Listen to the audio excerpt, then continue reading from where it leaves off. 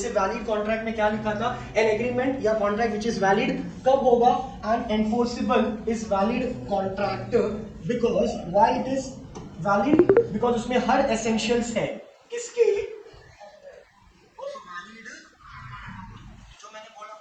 हर essential elements आएंगे valid contract में। उसमें दो लोग भी आएंगे, उसमें कंसिडरेशन भी क्या होगा, जेन्युइन होगा, उसमें कंसर्न भी क्या होगा, फ्री होगा। लीगल चीजों पर बात हो रही है, इम्पॉसिबल चीजों पर कॉन्ट्रैक्ट बन रहा नहीं है, तो पॉसिबिलिटी ऑफ परफॉर्मेंस है।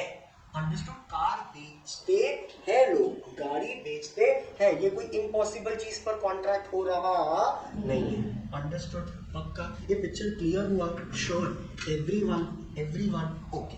Now we will come to the next part that is called void contract. अब वैलिड कॉन्ट्रैक्ट अगर एग्जांपल तुम देखो तो वो वही चीज बोल रहा है कि दो लोग हैं और क्या हो रहा है, बाइक बेचना है कितने पर, ठीक है, कंसिडरेशन है और blah blah blah everything is there.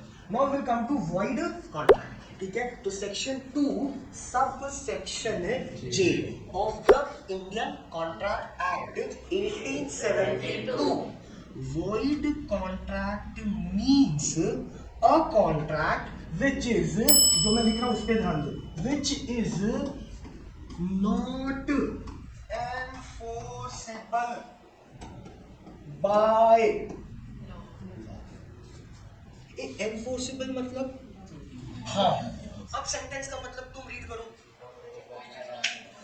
which is not मतलब कानून बीच में आएगा, तो वैसे सिनारियो जहां पर कानून बीच में आ रहा, वैसे कॉन्ट्रैक्ट को हम क्या बोलेंगे, void contract. This type of contract does not have or it misses out lack of existence।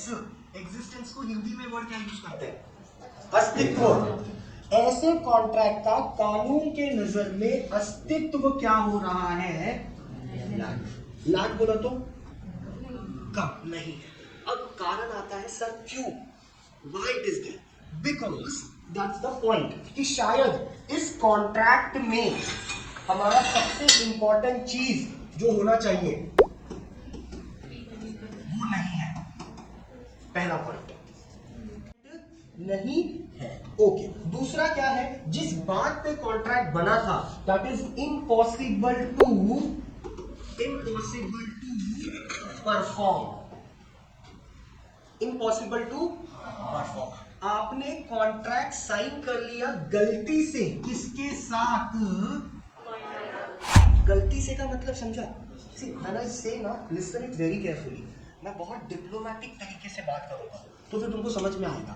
मैंने स्टार्टिंग में बोला मैंने कॉन्ट्रैक्ट साइन किया गलती से, किसके साथ, I was not knowing it, that is the plus point of mind. It's my excuses to protect myself from law। कि सर मेरे को नहीं पता कि सामने वाला माइनर है या, तो मैंने किसी माइनर के साथ कॉन्ट्रैक्ट साइन कर लिया और उसने मेरे को धोखा दे दिया। अंडरस्टूड? फिर मैं कोर्ट में गया और मैंने केस किया इस आदमी पर कि इसने मेरे से 50,000 रुपया लिया और बोला मैं आपका वीजा लगा के दूंगा UAE का। ये सब पता है क्या तुमको, ऐसा होता है, डू यू नो दिस? ठीक है, there are many thugs that who take money from you and they will tell you that we have a setting in immigration office, in passport office, and we will give you visa in just a glance। just a glance मतलब हाँ, फटाक से पैसा ले लिया, फिर हमको ठग के वो क्या गया, भाग गया। अब मैंने उस आदमी पर क्या कर दिया, केस। अब इसको जरा स्टार्टिंग से देखते हैं इस चीज को। एग्रीमेंट है, कॉन्ट्रैक्ट है, दो लोग हैं, मैं और वो वीजा वाला, ठीक है। इसमें कंसिडरेशन प्यार मोहब्बत वाला है क्या, इट्स अ बिजनेस कंसिडरेशन, मेरे को वीजा दे, मैं तेरे को क्या देगा, 50,000। सोशल एग्रीमेंट नहीं है। अगर सोशल एग्रीमेंट रहता तो 50,000 वो क्यों लेता, ये समझा क्या, लॉजिक समझा क्या। अगर मेरा वो रिश्तेदार रहता तो वो मुझे वीजा फ्री में देता ना, बट वो मुझे वीजा फ्री में दे रहा है क्या, उसके बदले वो मेरे से क्या चार्ज कर रहा है, 50,000। ठीक है, तो ये मतलब प्यार मोहब्बत वाला कंसिडरेशन नहीं, सोशल एग्रीमेंट नहीं है। ओके फाइन, तो दो पार्टी भी हो गया, कंसिडरेशन भी हो गया, मैंने उसको पैसा दे दिया और वो पैसा लेके भाग गया। तो सोचो उसकी एक फर्म है, उसकी एक एजेंसी है, जिसका कार्ड मेरे पास था, मैंने उस कार्ड पे फोन किया तो नंबर क्या बता रहा है, मेरा पैसा अटका है, तो मैंने उस एजेंसी पे क्या कर दिया, केस। ठीक है, अब बात कहां पर गई, कोर्ट में। अंडरस्टूड? तो कोर्ट बोल रहा है ओके वर्सेस कौन है, तो this versus this. Okay, what is the case is all about, तो the case is all about sir there is a contract between mister A and mister B, so according to Indian Contract Act 1872 two parties are involved into the contract, there is a lawful consideration, understood, their object is also lawful, मकसद जो है वो भी lawful, मैं तुमको visa दे रहा हूं मैं, ठीक है, but the scenario is what na sir, the money has been taken by the person and he is not giving the visa to whom, to the person, that is why this person has sued on this agency। तो जज बोलेगा okay fine, कौन है दो लोग बताओ जरा, अच्छा ये है और ये है, whether they are competent to contract, capability है क्या, तो हम बोल रहे हैं हाँ सर, इसका मतलब क्या होता है, कॉम्पिटेंसी कैपेबिलिटी, तो जज बोला अरे 18 साल के ऊपर है क्या, बोल रहा हाँ मैं तो हूँ, वो बोला सर उसका कोई पूछता है क्या, ये ऐसा कोई पूछता है क्या कि मैं तेरे से काम तभी करेगा जब तू क्या होएगा, इस हिसाब से तो तुमको घर पे काम करना ही नहीं चाहिए। अरे तुम घर पे ही केस कर दो, don't tell my name, your choice of opinion, understood. तो ये तो लॉजिक है ना, तो वो बोले नहीं सर, अब ऐसा पूछता थोड़ी है कि तेरा उम्र कितना है, तेरा उम्र 18 साल के ऊपर, कोई जैसा व्यवहार करेगा तो तेरा व्यवहार करेगा नहीं, ऐसा तो कोई पूछा नहीं सर। तो उसका जो लॉयर है वो बोल रहा है हाँ sir, he is not competent to contract because he has signed the contract with minor. तो जज बोलेगा देखो सबसे पहली बात, जो तुम्हारा कॉन्ट्रैक्ट है वो क्या है, ये तो तुम मान लो, तो तुम ज्यादा एटीट्यूड में बताओ कि जज तुम्हारा बात सुनेगा और तुमको तुम्हारा पैसा क्या देगा, भरचूक, ये तरह थोड़ा कम कर दो, क्योंकि तुम्हारा कॉन्ट्रैक्ट क्या हो गया है, क्योंकि तुमने कॉन्ट्रैक्ट उस आदमी के साथ साइन किया जो कि कौन है, अंडरस्टूड। तो first point is negative for your, तो थोड़ा सा आदमी शांत हो जाता है, ओके मतलब गलती अपने साइड से भी हुआ है। फिर बात आता है सर ठीक है गलती हो गया, माइनर के साथ कॉन्ट्रैक्ट किया, बट मेरे पैसे का क्या, 250,000 मैंने दिया था उसका क्या, then court will say yes transaction तो हुआ, पैसा का क्लेम तुम कर सकते हो, पैसे का क्या कर सकते हो, क्लेम कर सकते, वो उसमें प्रॉब्लम नहीं, वो तुमको मिलेगा। तो जो ट्रांजैक्शन है, ट्रांजैक्शन को मैं लीगल या इलीगल नहीं बोल रहा, I'm not saying to the transaction, I'm just saying the nature of the contract, मतलब purpose of the contract जो है वो ठीक है, वो लीगल है, ऑब्जेक्टिव लीगल है, कोई प्रॉब्लम नहीं। तुम किधर अटक गया, कैपेसिटी टू कॉन्ट्रैक्ट में। ये कैपेसिटी टू कॉन्ट्रैक्ट का मतलब समझा, तुम्हारा गलती किधर हुआ, कॉम्पिटेंट वाले पॉइंट में, कि वहां पर तुमने, हमने बोला था कि माइनर के साथ कभी कॉन्ट्रैक्ट करने का नहीं, और तुमने माइनर के साथ ही क्या कर लिया, कॉन्ट्रैक्ट, इसके लिए तुम्हारा कॉन्ट्रैक्ट वॉइड है, but your transaction is not void, you will get your money, understood, पक्का समझा। लेकिन उस पर आरोप लगाओ, उसको जेल में डालो, उसको मारो, उसको पीटो, उसको हैंग टिल डेथ कर दो, ये सब होगा बिकॉज गलती उसकी नहीं है, गलती किसकी है, हमारी।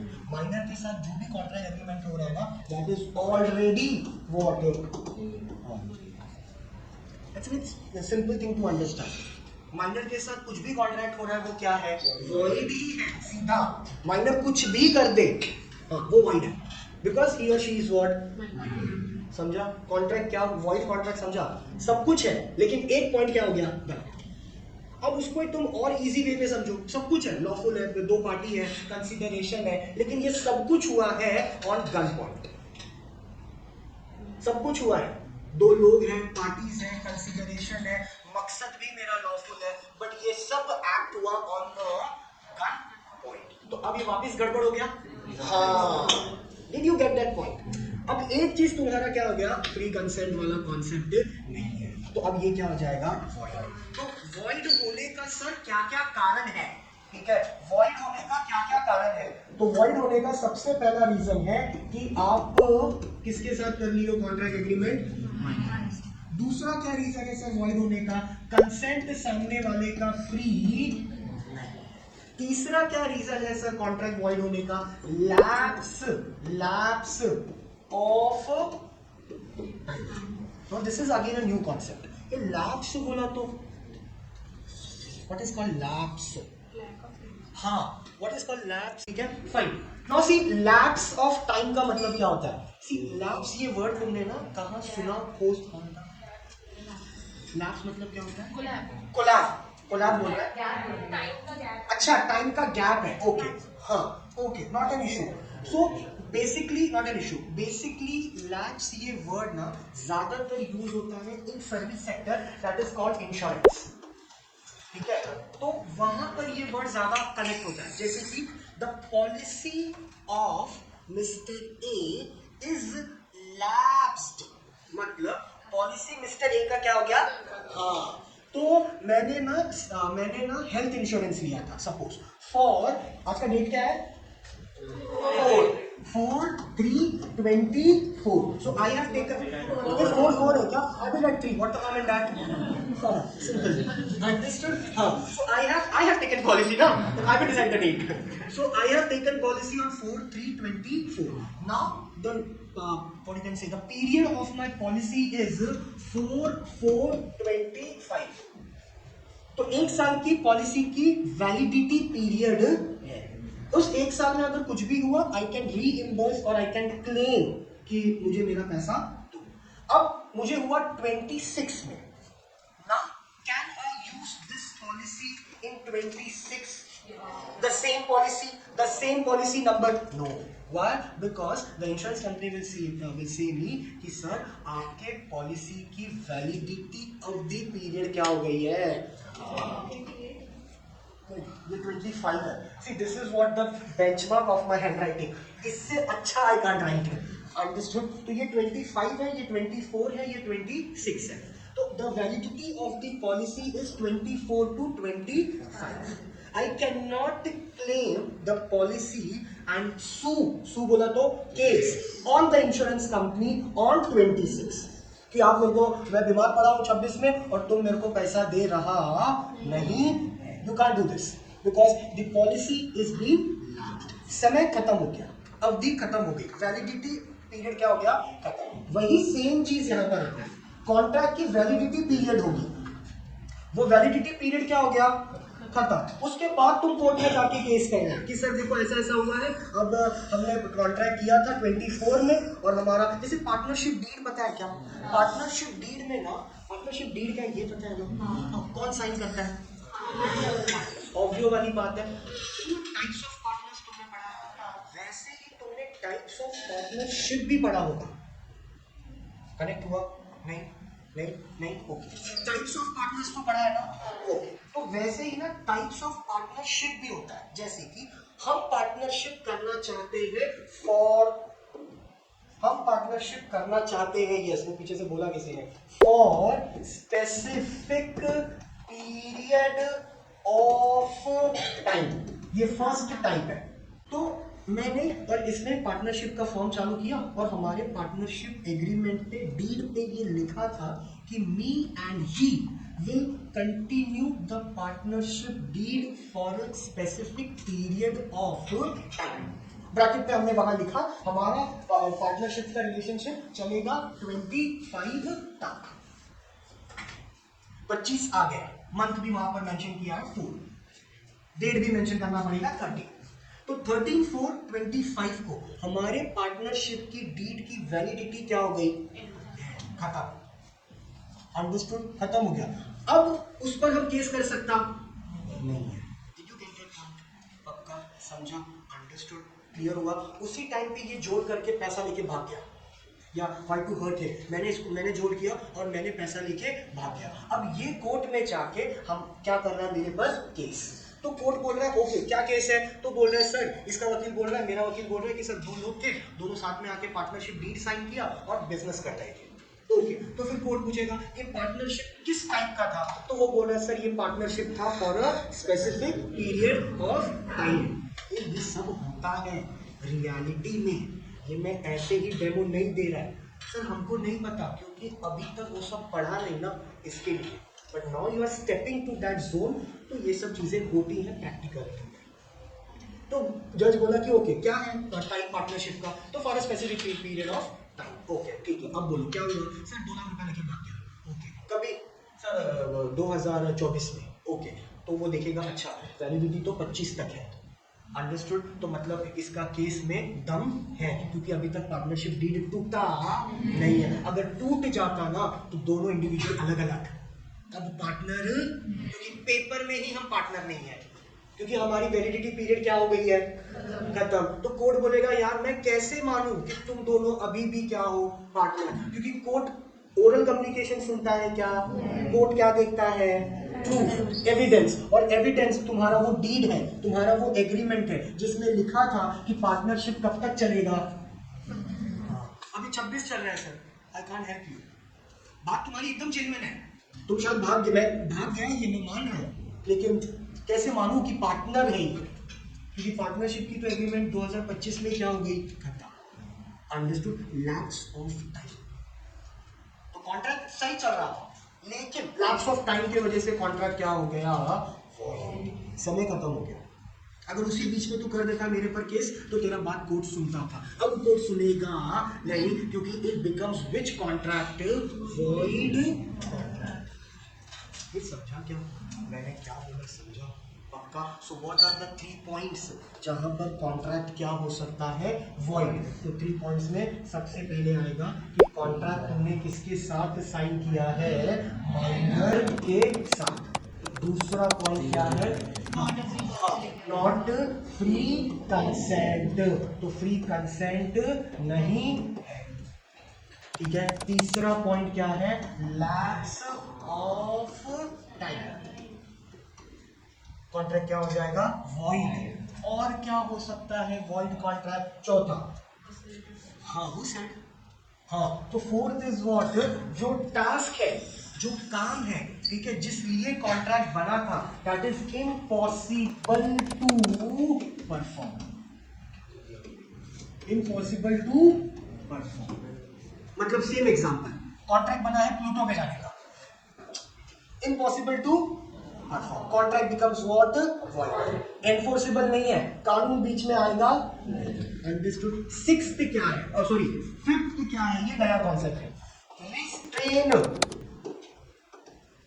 To trade, restrain to trade. Restrain मतलब क्या होता है, एनी आइडिया? नहीं, RESTRAINT, रिस्ट्रेंट मतलब रोकना, to stop somebody aggressively. Aggressively मतलब तुम मुझे व्यापार करने को नहीं दे रहे हो, मेरा अधिकार है। जैसे ना अभी tell you an example, listen very carefully. Again example कैसा होगा मालूम है, जैसा व्हाट्सएप का हमारा टेक्स्ट होता है। What does exactly mean? Whether you want to talk to me or you don't want to talk to me, or you want to say go to hell or I want to say go to hell, क्या है समझ नहीं आता, avoid करने का। Example भी मेरा वैसे ही है, ये तो थोड़ा ध्यान से सुनना। बिल्डिंग के नीचे एक दुकान है डेयरी का, जिसके दुकान पर मिलता है दूध, पनीर और कोक, थम्स अप, पेप्सी के साथ, ठीक है। बाजू में मैंने एक और दुकान डाला अपना, ठीक है, और मैं भी क्या बेच रहा हूँ, डेयरी। क्या पहले दुकान वाला मेरे पर केस करेगा, ये बोल के, सुन तो ले लेना, ये बोल के कि इसके आने के वजह से मेरा प्रॉफिट क्या हो रहा है, अब बताओ। नहीं नहीं, क्यों? आराम से बंद कर दूं क्या? Tell me by. उसके पास राइट है ना ट्रेड करने का, तो करेगा। उसके पास राइट है ना ट्रेड करने का, और आगे बढ़ जाता ना। What was that? What was that? क्या है? मैं सुना ही नहीं बेटा, सच में मैं नहीं सुना। क्या? ओके ठीक है, नॉट एन इशू। केस हो सकता है क्या, थोड़ा लॉजिकली सोचो, हो सकता है क्या? नहीं ना, क्योंकि सर ऐसा देखा जाए तब तो वड़ा पाव का दुकान खुलेगा ही नहीं इस दुनिया में, क्योंकि स्टेशन के यहाँ पर अगर तुम देखो तो लाइन से वड़ा पाव का दुकान है, होता ही है नॉर्मली। तो इसका मतलब क्या, जो वड़ा पाव खोल रहा है वो दूसरा धंधा खा रहा है क्या? ऐसा थोड़ी हो सकता है। चाय की टपरी ले लो, यहाँ पर भी है, इधर भी है, इधर भी है, इधर भी है, मतलब हर एक आदमी एक दूसरे पर क्या कर रहा है, केस। ये बोल के कि मेरा धंधा क्या कर रहा है, ये खा रहा है, मेरा प्रॉफिट क्या कर रहा है, खा रहा है। ऐसा थोड़ी हो सकता है। आप मुझे रोक रहे हो, कॉपीराइट नहीं, आप मुझे रोक रहे हो बिजनेस करने के लिए, ट्रेड करने के लिए, मुझे मेरा काम करने के लिए आप क्या कर रहे हो, रोक रहे हो। ये मेरा हक है। You can not create monopoly in the market. ये मोनोपोली मतलब पता है क्या? Very good. See when you know the answer, see the confidence level of yours, it get boost up, क्योंकि आंसर तुमको पता है। तो अलग सी वो है, क्रेज है। मोनोपोली मतलब क्या हो गया? सिंगल सेलर है, understood, which is not legal in India, in Indian market, at least Indian economy के हिसाब से, अंडरस्टूड। एक्चुअली देखा जाए तो ये मोनोपोली कहीं पर भी होना चाहिए नहीं, but why to talk about other countries if I am not sure about it, understood. तो let's talk about our country, जहां पर हमको पता है, हमने पढ़ा है, तो मोनोपोली मार्केट होना चाहिए, क्योंकि यहाँ पर बेचने वाला सिर्फ एक होगा और खरीदने वाले बहुत सारे। तो ये बेचने वाला क्या करेगा, भाव, which is again not legal. Economics में पढ़ा है ना, प्राइस डिटर्मिनेशन, पढ़ा है कि नहीं? फिर इकोनॉमिक्स पता है ना, मनी से पता है ना, yes. So what happened, so price determination भी होना चाहिए, अंडरस्टूड। तभी तो होगा ना इलास्टिसिटी ऑफ प्राइस वाला कॉन्सेप्ट। नहीं तो सब प्रोडक्ट कितने में बिक रहा है, एक ही प्राइस में। नहीं तो मैं क्या कर रहा हूँ, मैं अपना धंधा बढ़ाने के लिए उसको बोल रहा हूँ प्राइस क्या कर, कम। Understood? See, that cannot be possible. You cannot restrain anybody to do his or her business, profession, trade, anything. You cannot do this. Because अगर तुम ऐसा कर रहा है तो constitutionally तुम उसके freedom को क्या कर रहा है, रोक रहा है, छीन रहा है, constitutionally। अब वो होता है, ये right to freedom है ना रे, तो फिर आप रोक थोड़ी सकते हो कि नहीं बिजनेस में अकेला बिजनेस करेगा और मेरे जैसे बिजनेस में कोई और आने वाला नहीं है। You can not restrain of trade. तो अगर कोर्ट में गया बात और पता चला कि बिजनेस करने से ये रोक रहा है एक आदमी, मिस्टर ए मिस्टर बी को, क्यों रोक रहा है, क्योंकि मिस्टर ए भी वही बिजनेस कर रहा है जो मिस्टर बी करना चाहता है, तो कोर्ट बोलेगा देखो भाई, दो लोग हो, मोटिव भी अच्छा है, कंसिडरेशन भी है, लेकिन इस एक्ट के, इस कॉन्सेप्ट के हिसाब से तुम क्या कर रहा है, कॉन्ट्रैक्ट को। अंडरस्टूड, पक्का, सिंपल, समझा क्या? Now see the example. इतना एग्जांपल अपन देखे हैं, अब इसका एग्जांपल देख लो। क्या बोल रहा है, मिस्टर एक्स जो है वो एग्री कर रहे हैं क्या, to write a book with publisher. Example का मतलब समझा? तो कौन बुक लिखना चाहता है, मिस्टर ए, किसके साथ मिलकर लिखना चाहता है, पब्लिशर के साथ। सच कॉन्ट्रैक्ट इज वैलिड, बराबर है, कोई प्रॉब्लम नहीं है। पब्लिशर फ्री में तो लिखेगा नहीं, पब्लिश करने का तो पैसा लेगा ही पब्लिशर, ठीक है। तो कंसिडरेशन है, मोटिव भी अच्छा है, बुक लिख रहा है, तो गलत चीज नहीं है। But after few days X understood, ठीक है। Here the contract becomes due to, ये लिखा ना हमने, इम्पॉसिबिलिटी ऑफ परफॉर्मेंस, समझा? तो इस वजह से a valid contract then cannot be performed because of uncalled happening, becomes void, becomes void। ये पक्का समझा क्या? सिंपल एग्जांपल हो गया, ठीक है। अब यहाँ पर एक्सीडेंट लिखा है और तुम कुछ लिख दो, ऐसे लिख दो example, Mister X agreed to go to what March with Mister Z for a consideration of 1000 rupees. तो पूरी चीज गलत है, इसको फन में तुम ले सकता है, 1000 में तुम मार्क्स जा रहेगा नहीं, तो पहली बार तुम जा सकता है क्या, नहीं, तो वापस वही चीज आ जाएगा, impossibility to. Now we will come to the next point, that is called voidable. अब वॉइडेबल जो इधर लिखा है वो मत पढ़ो, जो मैं बोल रहा हूँ वो सुनो। वॉइडेबल कॉन्ट्रैक्ट का मतलब सब कुछ सही चल रहा था, बट सडनली दोनों में से कोई एक जन ने कॉन्ट्रैक्ट क्या कर दिया, बस वही है मैटर। बट सर कैंसिल किया क्यों? Why the contract is been cancelled, what is the reason the contract is been cancelled? वो रीजन समझ में आ गया, then you can say it is what, avoidable contract. पक्का समझा, understood? Now see the definition what it is written, same चीज है। Section 2 subsection I of the contract act defines voidable what? Agreement है, ठीक है, जिसमें कौन आ रहा है? Law. At the option of one और मोर पार्टीज, ठीक है, मतलब दो पार्टीज है, कानून है, एग्रीमेंट है, सब कुछ है, but not at the opinion of the other.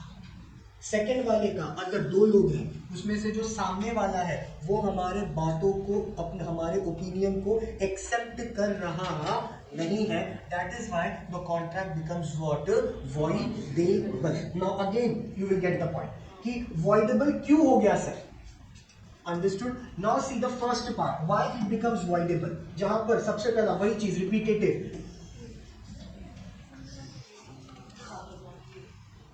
समझा? सी वो एसेंशियल समझ में आ गया ना, वो एसेंशियल जहां जहां पर है वो सब सही है, वो एसेंशियल जहां जहां पर वो सब क्या है, बस नाम सबका क्या है? हाँ, कोई क्या बोल रहा है? वॉइड, ठीक है, कोई क्या बोल रहा है? कोई क्या बोल रहा है? इन।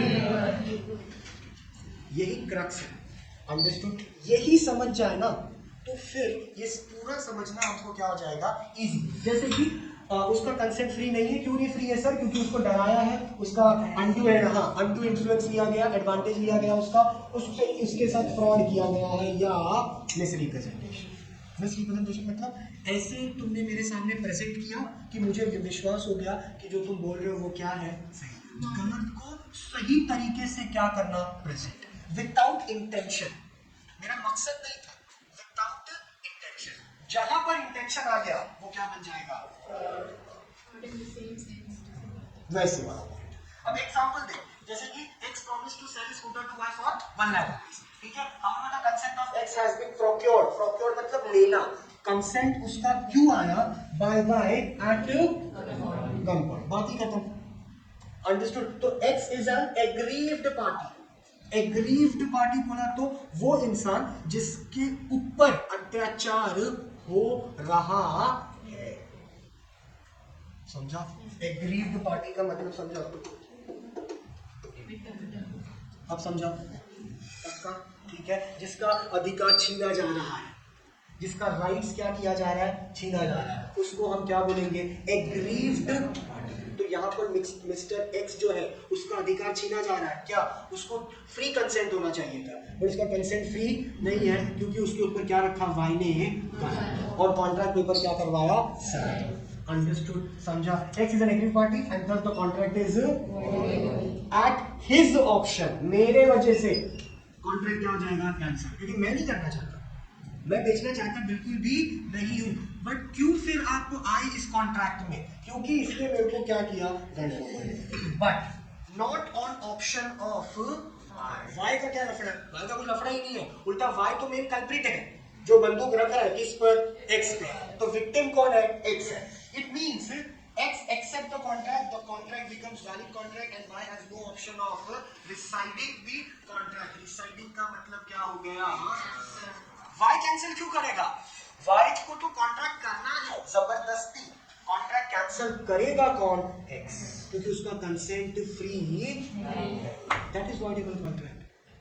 When a person promise to do something for another person, but the other person prevent him from performing his promise, the contract becomes what?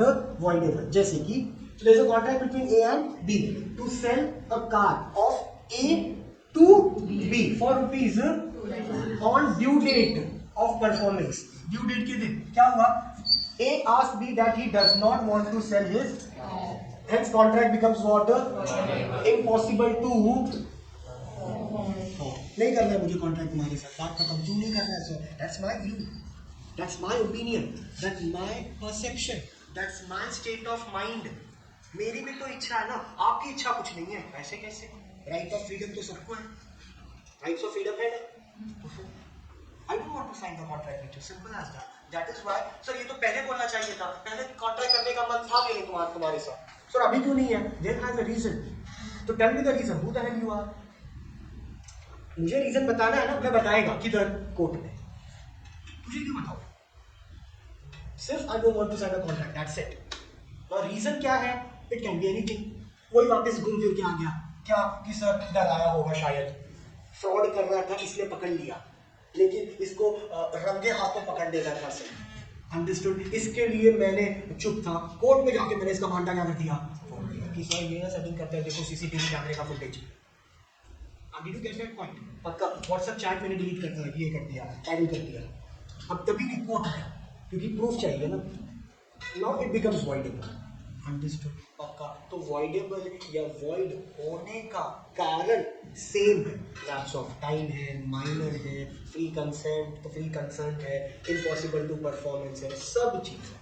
Understood? But इतना ही फर्क है दोनों में कि वॉइड में लॉ इज नॉट देयर और voidable में क्या आ जाएगा। That is what the first distinguish between का point है। A contract ceases to be enforceable by law becomes void when it ceases to be unenforceable. What does it mean? कि it is not enforceable, not enforceable। और वहां पर क्या लिखा है, enforceable है but one or more parties, कोई एक उसमें से कॉन्ट्रैक्ट क्या कर देता है, कैंसिल खुद से, कोर्ट तक बात जा ही नहीं रहा है, पहले ही मैं क्या कर दे रहा हूं, कैंसिल। अंडरस्टूड? कोई एक, then it is called voidable. A void contract can not be enforced at all, court में ही आएगा, लैक ऑफ एग्जिस्टेंस है, ठीक है। और यहाँ पर भी किसी एक के वजह से कॉन्ट्रैक्ट क्या हो रहा है, कैंसिल। वो एक कौन है, एग्रीव्ड पार्टी। एग्रीव्ड बोला तो कौन हो गया, विक्टिम। उसको पता चल गया, उसने कैंसिल कर दिया। कॉज क्या है, a contract becomes void due to changes in law और चेंजेस इन सर्कमस्टेंसेस, ठीक है, कानून बदल गया। पर यहाँ क्या है, contract becomes a voidable contract if the consent of a party was not, same चीज। पक्का? Did you understood? ये समझा क्या? परफॉर्मेंस क्या है, void contract can not be, वहां पर भी देखा, if the agree party does not perform, जो विक्टिम है वो कॉन्ट्रैक्ट साइन नहीं करना चाहता, ठीक है, तो वो कॉन्ट्रैक्ट को क्या कर सकता है, एंड क्लेम कर सकता है, और चुक कॉम्पनसेशन, जो नुकसान हुआ है। क्लेम मतलब समझा ना, कॉम्पनसेट करना, टू पे मी ऑफ। पक्का? अंडरस्टूड? वॉइड कॉन्ट्रैक्ट का कुछ भी अधिकार नहीं है, does not have any right. Simple, clear? और वहां पर क्या है, सेम चीज है, with in a reasonable time. उधर पे भी नॉट है, तो उधर पे भी अधिकार नहीं है क्योंकि वहां पर भी कॉन्ट्रैक्ट क्या हो रहा है, कैंसिल ही हो रहा है। अंडरस्टूड?